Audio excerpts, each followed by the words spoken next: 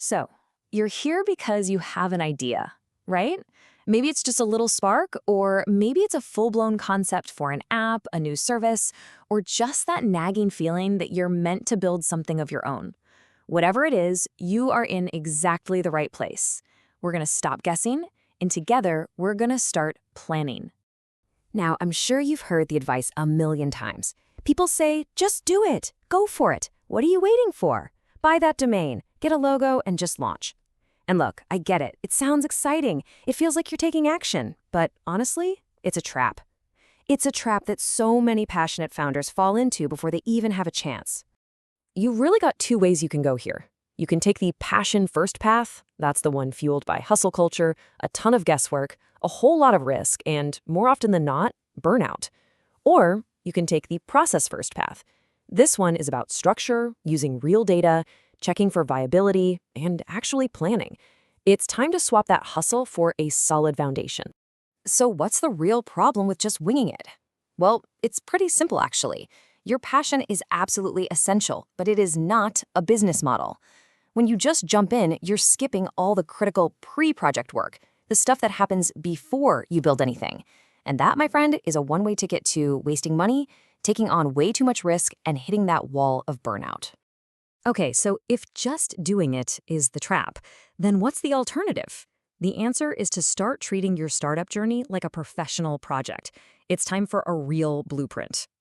What we're doing here is taking the same proven standards that huge companies use to build, well, everything, and we're applying them to your startup. Look, for too long, entrepreneurship has been treated like this mysterious art form. We're here to inject a little bit of science into it. Because that structure, it's what minimizes risk and gives your idea the best possible shot. And here it is. This is what that journey actually looks like when you map it out. See? It's not one giant, scary leap into the unknown. It's a series of clear, manageable phases that we're going to walk through one step at a time. Take a look at this life cycle. Where do you think most founders try to start? Yep, phase 3, execution. Everyone wants to jump right into building the product and making sales. But look at all that crucial work that comes before it. We're starting at the very beginning, right here in phase 0. And yeah, eventually we'll cover all that other stuff, like filing formation documents, properly pricing your services, you name it. But none of it matters if we don't get this first step right.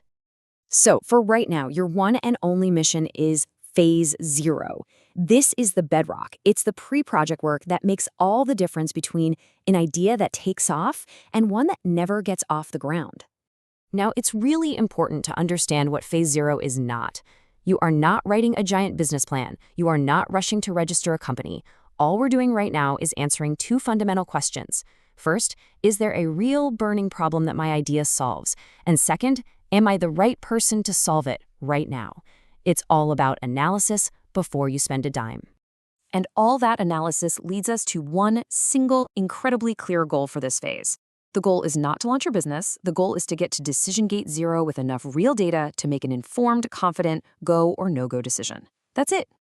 I want you to let this sink in because it's probably the most important lesson you'll learn. Deciding not to move forward with an idea is a success. Seriously, finding out now that the idea isn't viable saves you from all that future frustration and wasted money.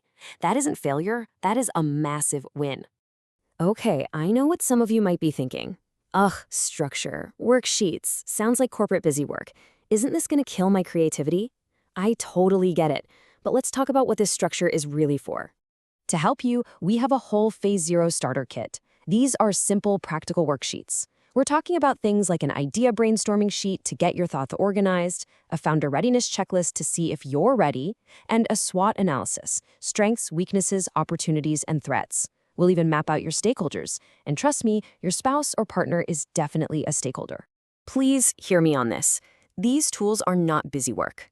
They're guardrails.